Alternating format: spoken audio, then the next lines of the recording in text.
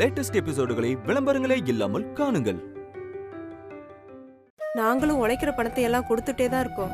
வட்டியும் தீரல, அசலும் தீரல. புருஷன் பொண்டாட்டின்னு நாங்க 2 பேருமே வேலைக்கு போய் சம்பாதிச்சோம். கடனை அடைக்க முடியல வித்யா. அதுக்காக பிள்ளைங்களை வேலைக்கு அனுப்புறீங்க? எங்களை வேற என்னமா பண்ண சொல்ற? எல்லாத்தையும் இழந்த எங்க கிட்ட மிச்சம் இருக்கிறது மான மரியாதை ஒண்ணுதான். அதையும் இழந்துட்டு அனாமத்தா வாழ சொல்றியா? தினம் 4 பேர் வந்து வீட்டு வாசல்ல நின்னு அசிங்கப்படுத்துறானுங்க. அந்த அசிங்கத்துக்கு பயந்துதான் நாங்க எங்க பிள்ளைங்கள சபாபதியோட சக்கர ஆலைக்கு வேலை செய்ய அனுப்புறோம். அவங்களும் சேர்ந்து உழைச்சா 5 வருஷத்துல கட்ட வேண்டிய கடனை ஒரே வருஷத்துல கட்டிடுவோம். உழைச்சி வட்டி கடனை கட்டி வெளியே வந்துடலான்னு நினைக்கிறது மூட நம்பிக்கை. இதுல பசங்களும் சேர்ந்து வேலை பார்த்தா கடனை கட்டிடலான்னு நினைக்கிறீங்க பாருங்க. சூப்பர்க்கா. எங்களுக்கு இப்ப வேற வழி தெரியல வித்யா. என்னம்மா இப்படி சொல்றீங்க? உங்களை நம்பிதானே வித்யா இவ்வளவு வேலை பார்த்துட்டு இருக்கா. திடீர்னு பசங்களை படிக்க அனுப்ப முடியாதுன்னு சொன்னா எப்படி? அப்போ நீங்க பசங்களை படிக்கிறதுக்கு அனுப்ப மாட்டீங்க, அப்படிதானே? இந்த 1 வருஷம் கழிச்சு வேணா அனுப்புறோம் வித்யா. 1 வருஷமா? அது வரைக்கும் அந்த அதிகாரிங்க வெயிட் பண்ணிட்டு இருக்க மாட்டாங்க. ஸ்கூலை இழுத்து மூடிட்டு போயிட்டே இருப்பாங்க. அப்புறம் நீங்க எங்க கொண்டு போய் உங்க பிள்ளைங்களை படிக்க வைப்பீங்க? அம்மா, காலத்துக்கும் கூலியா உங்க பசங்க சக்கர ஆலையிலேயே கடக்க வேண்டியதுதான். இப்ப முடிவா என்னதான் சொல்றீங்க? எங்களால பசங்களை படிக்க அனுப்ப முடியாது வித்யா. எங்களை மன்னிச்சிரு. ஐயோ, பெரிய மனுஷங்க நீங்க. நீங்க எதுக்கு மன்னிப்பு கேக்குறீங்க? நான் தான் முட்டாளு. உங்களை பத்தி எல்லாம் தெரியாம அந்த சபாபதி கூட மோதிட்டேன். ஒன்னும் பிரச்சனை இல்ல. விட்ட சவால நான் தோத்துட்டேன்னு நினைச்சுக்கிறேன்.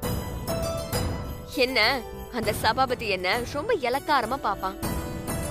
உங்களை நம்பினதுக்கு அது எனக்கு கூலின்னு நினைச்சுக்கிறேன்.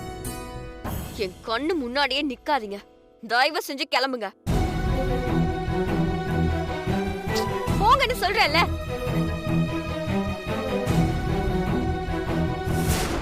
ஐயோ, என்னாச்சு? தம்பி என்ன பாருங்க. தம்பி,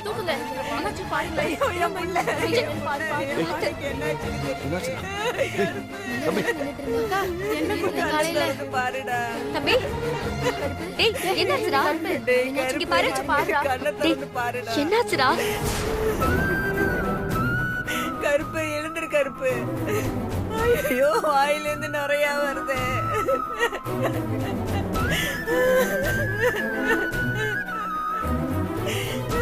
கருப்பு கடைசியா என்ன சாப்பிட்டான்? வடை சாப்பிட்டான். வடையா? யார் வாங்கி கொடுத்தாங்க? 2 நாளைக்கு முன்னாடி இவங்க வாங்கின வடைய. 2 நாளைக்கு முன்னாடியா? வடைய சாப்பிட்டுருக்கானே. நானே என் பிள்ளைக்கு விஷத்தை கொடுத்துருக்கேனே. ஐயோ கருப்பு, ஏன்றிடா கருப்பு. கருப்பு, ஃபுட் பாய்சன் ஆயிருக்கு. உடனே மருந்து கொடுத்து ஹாஸ்பிடலுக்கு கூட்டிட்டு போகணும். இல்லனா உயிருக்கே ஆபத்தா முடிஞ்சிரும். கருப்பு, கண்ணை திறந்து பாருடா. வித்யா, உங்ககிட்ட மருந்து ஏதாவது இருக்கா? நீ உள்ள போய் கொஞ்சம் செக் பண்ணி பாரு. உனக்கு தான் பேசிக்கே அதை பத்தி கொஞ்சம் தெரியுமே. கருப்பு, எந்திரடா. கருப்பு, கண்ணை திறந்து அம்மாவை பாருடா. கருப்பு, இங்கதானே இருந்துச்சு. எல்லாத்தையும் இழந்த எங்க கிட்ட மிச்சம் இருக்கிறது மான மரியாதை ஒண்ணுதான். அதையும் இழந்துட்டு அனாமத்தா வாழ சொல்றியா? எங்களால பசங்களை படிக்க அனுப்ப முடியாது வித்யா. உசிரை காப்பாத்துற ஃபர்ஸ்ட் எய்ட் மருந்து இதா இருக்கு. நம்ம இந்த மருந்தே எடுத்துட்டு போவோம். உசிரை விட படிப்பு எவ்வளவு முக்கியம்னு அவங்களுக்கு புரிய வைக்கணும். எழுந்திருச்சு அம்மாவை பாருடா. ஏதாவது பண்ணி என் பிள்ளைய காப்பாத்துக்க. இருந்துச்சு. யோசிச்சுட்டு இருக்க குடு. ஏய், ஃபுட் பாய்சன் விஷயத்துல டிலே பண்ணக்கூடாது. முதல்ல மருந்த கூட.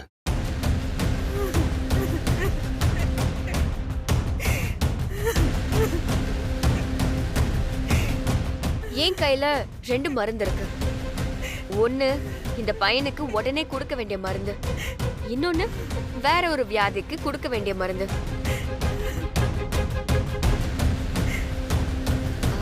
அதை இந்த நேரத்துல அவனுக்கு கொடுத்தா இவன் உயிரே போயிரும்.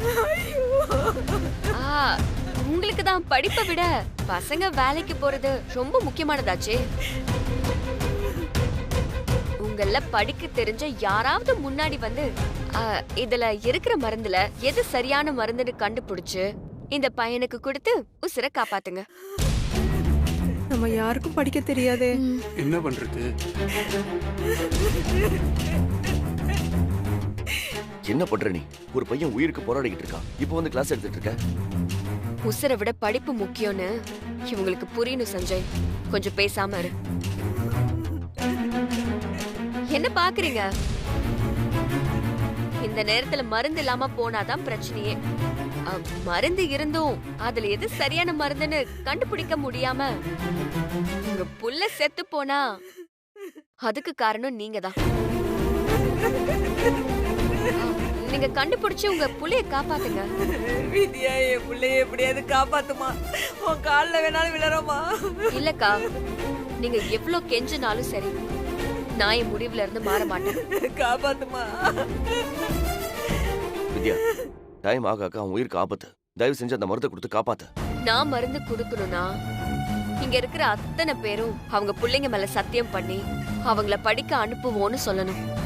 வித்யா, அப்படி சொன்னா மருந்து கொடுக்கறேன், இல்ல நான் கொடுக்க மாட்டேன்.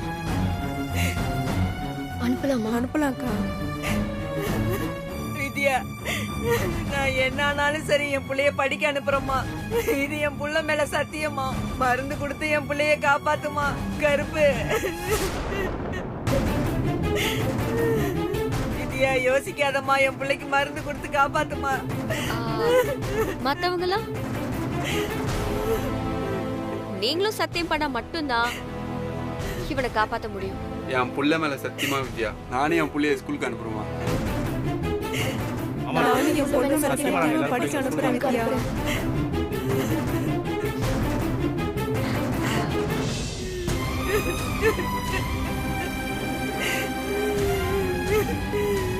கருப்பு.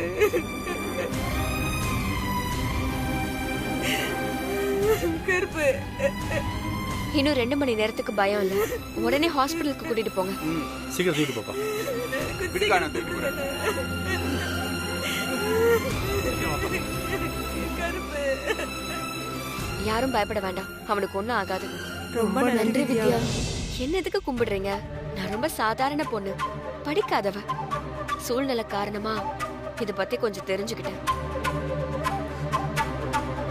அரைகுறையா மருத்துவம் பத்தி தெரிஞ்சுக்கிட்ட என்னாலேயே ஒரு உயிரை காப்பாத்த முடியும்னா உங்க பசங்க நல்லா படிச்சு டாக்டர் ஆனா எத்தனை பேரோட உயிரை காப்பாத்துவாங்க. அதுக்குதான் படிப்பு முக்கியம்னு சொல்றேன். படிப்பு உங்க பசங்களோட எதிர்காலத்துக்கு மட்டும் இல்ல. உங்க பசங்க நல்லா படிச்சு நல்ல பொறுப்புக்கு வந்தா அவங்களும் பல பேரோட எதிர்காலத்தை மாத்துவாங்க. நீ சொல்றது எல்லாம் எங்களுக்கு புரியுது வித்யா. ஆனா அந்த சபாபதிக்கு என்ன பதில் சொல்றது? வட்டி கடன் பிரச்சனை தானே, அதுக்கு நான் ஒரு முடிவு கட்டுறேன். நாளைக்கு நீங்க பசங்களை படிக்க அனுப்ப வேண்டாம், வழக்கம் போல வேலைக்கு அனுப்புங்க. வேலைக்கு அனுப்பி அதுதான் அவங்க கடைசியா வேலைக்கு போற நாளா இருக்கும். அந்த சபாபதிக்கு நான் ஒரு முடிவு கட்டுறேன்.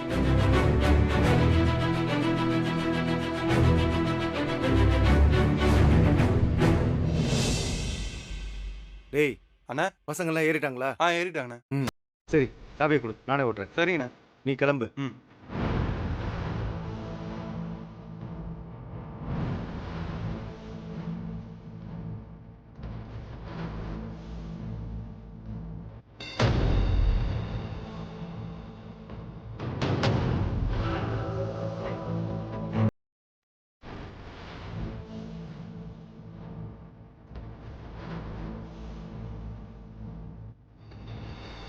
என்னடா உங்க அக்கா வித்யா என்ன பண்றா?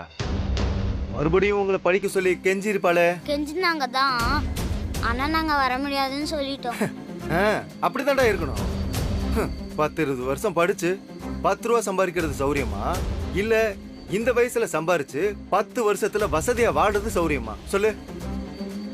டேய், நீங்க மட்டும் லீவ் போடாம ரெகுலரா வேலைக்கு வாங்கடா. ஒரு 4 ஆளைய கட்டி சம்பளத்தை கூட்டி கொடுக்குறேன்டா. இனி இந்த வித்யா ஊருக்குள்ள தலையை காட்ட மாட்டால? எனக்கு பயந்து ஊரை விட்டு ஓடிடுவாள்ல? என்னடா நீங்களா விழுந்து விழுந்து சிரிக்கிறீங்க? எங்களுக்கே உங்களை நினைச்சாதான் சிரிப்பா இருக்கு. ஏன் ஏன்னா வித்யா அக்காவுக்கு உங்களை மாதிரி ஆளுங்களை பயம்புத்தி தான் பழக்கம். அவங்க பயப்பட மாட்டாங்க. அங்க பாருங்க.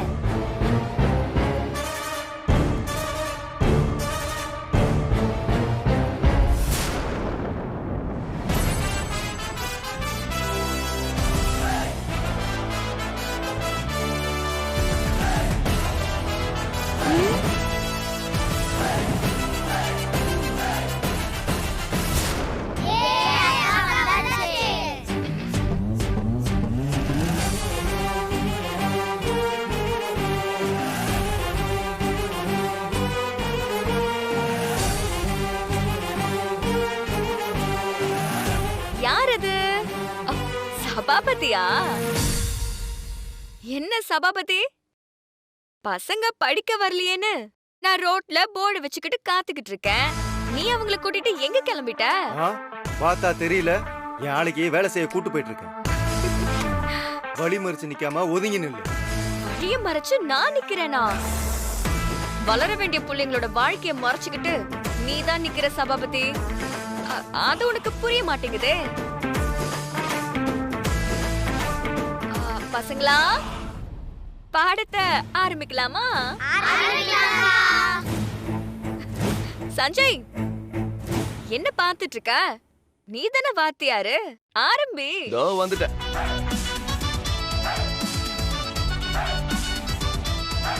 பசங்களா, முதல்ல பழமொழியில இருந்து ஆரம்பிக்கலாமா? அடி உதவுறா மாதிரி அண்ணன் தம்பி உதவ மாட்டான். அப்படின்னா என்ன அர்த்தம்?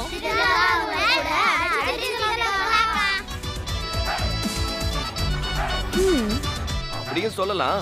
ஆனா உண்மையான அர்த்தம், வண்டியில ஏன்டா உட்கார்ந்துட்டு இருக்கீங்க? கீழே இறங்கி வாங்க. ஏய், எவனாவது கீழே கால் எடுத்து வச்சிங்க, காலை வெட்டிடுவேன்.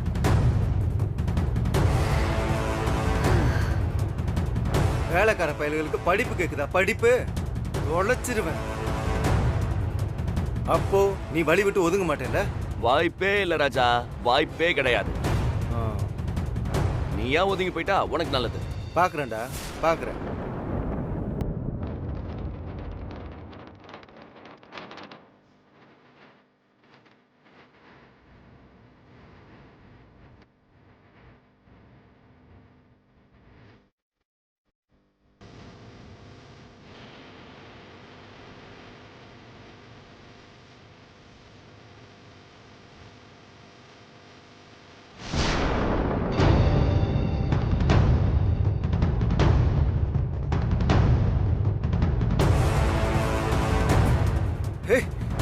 அடங்க மாட்டேடா.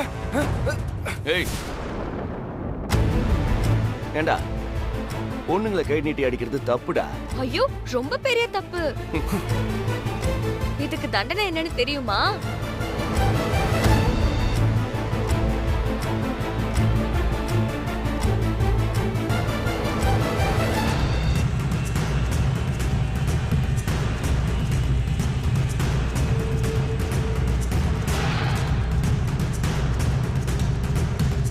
சபாபதி, ஊருக்குள்ள கந்து வட்டிக்கு பணம் கொடுத்த குற்றத்துக்காகவும் சின்ன பசங்களை உன் ஃபேக்டரியில வேலைக்கு சேர்த்த குற்றத்துக்காகவும் உன்னை நாங்க கைது பண்றோம். சார், யாரை பார்த்து என்ன பேசிட்டு இருக்கீங்க? நான் யாருன்னு தெரியும்ல? எனக்கு மட்டும் இல்ல, இப்ப நீ யாருன்னு தமிழ்நாட்டுக்கே தெரியும். நீ உன் ஃபேக்டரியில குழந்தை தொழிலாளர்களை பயன்படுத்துற விஷயம் ஆதாரத்தோட எல்லா மீடியாவிலையும் வந்துருச்சு. கலெக்டரே கால் பண்ணி உடனே உன்னை அரெஸ்ட் பண்ண சொல்லியிருக்காரு. எல்லாம் என் வேலைதான்.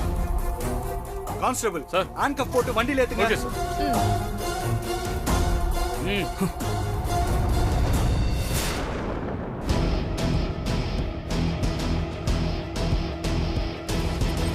கையை குறா சார்.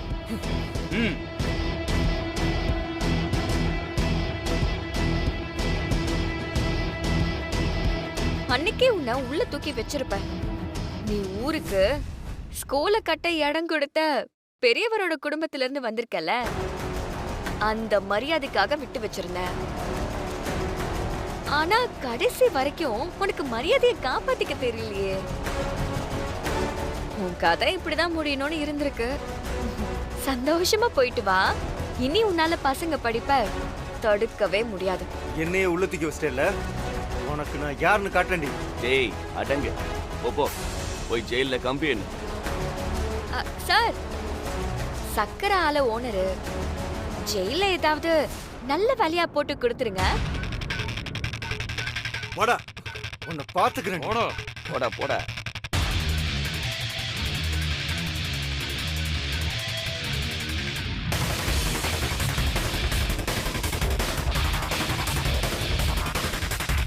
பசங்களா வாங்க.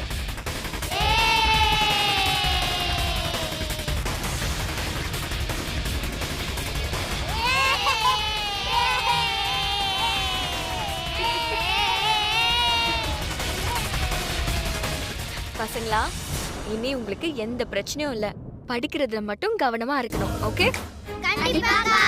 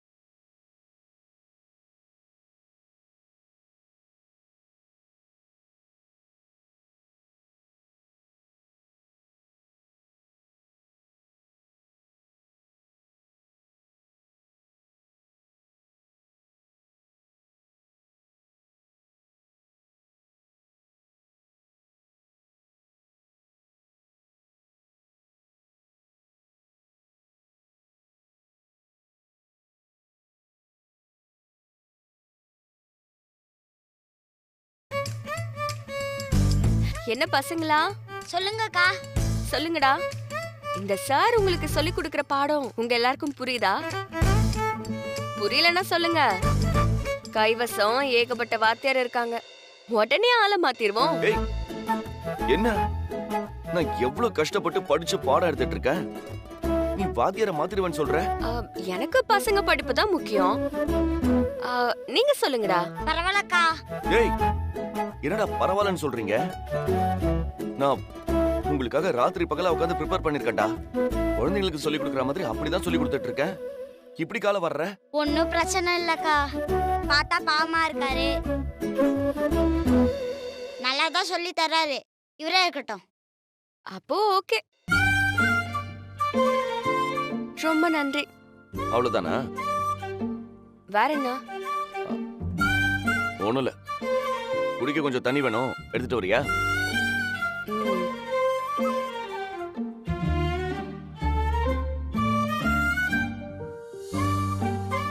சார், என்னடா? நாங்கெல்லாம் பாஸ் ஆயிட்டா அக்கா மனசு மாற சான்ஸ் இருக்கு. ஒன்னும் பயப்படாதீங்க, பாத்துக்கலாம் சார். ஏய், பேச்சு மாற மாட்டீங்களே. தயவு செஞ்சு நல்லா படிங்கடா. இதுல உங்க வாழ்க்கை மட்டும் இல்ல, என் வாழ்க்கையும் அடங்கி இருக்குடா. சரி, நோட்ஸ் எடுத்துக்கோங்க.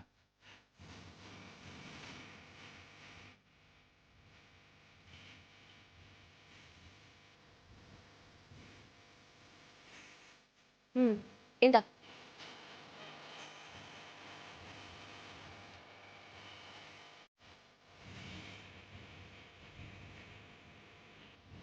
சார். என்னடா, ஒண்ணுக்கு போகணுமா? போயிட்டு வா. இல்ல சார், ஒரு டவுட்டு. என்ன டவுட்டு? நானும் 5வது தான் படிக்கிறேன். பக்கத்து வீட்டு தினேஷும் 5வது தான் படிக்கிறான். ஆனா அவன் வேன்ல ஸ்கூலுக்கு போயிட்டு வரான். அவங்க ஸ்கூல்ல கம்ப்யூட்டர்லாம் சொல்லி தர்றாங்களா சார்? எங்களுக்கு எப்ப சார் கம்ப்யூட்டர்லாம் சொல்லி தருவீங்க? டேய், அவன் பணக்கார ஸ்கூல்ல படிக்கிறான்டா, அங்க சொல்லி கொடுப்பாங்க. நமக்கு அதெல்லாம் கிடைக்குமா? வித்யாக்காவே பாவம். அப்ப எங்களால அதெல்லாம் படிக்க முடியாதா சார்? நிறைய காசு வேணுமோ? எங்க கிட்ட இல்லையே சார். டேய், யாரா சொன்னா? கண்டிப்பா நீங்களும் அதெல்லாம் படிக்கலாம். உங்களுக்கு கம்ப்யூட்டர் கிடைக்கும், நான் ஏற்பாடு பண்றேன். தேங்க்ஸ்க்கா.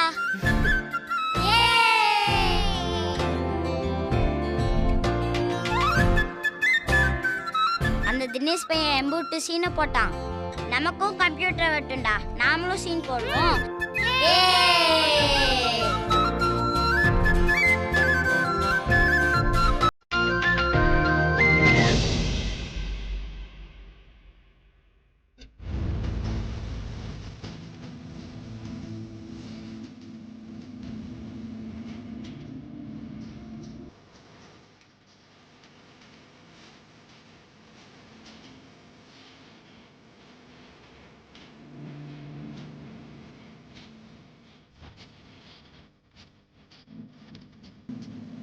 என்கிட்ட 3000 தானே இருக்கு. மிச்ச பணத்துக்கு என்ன பண்றது?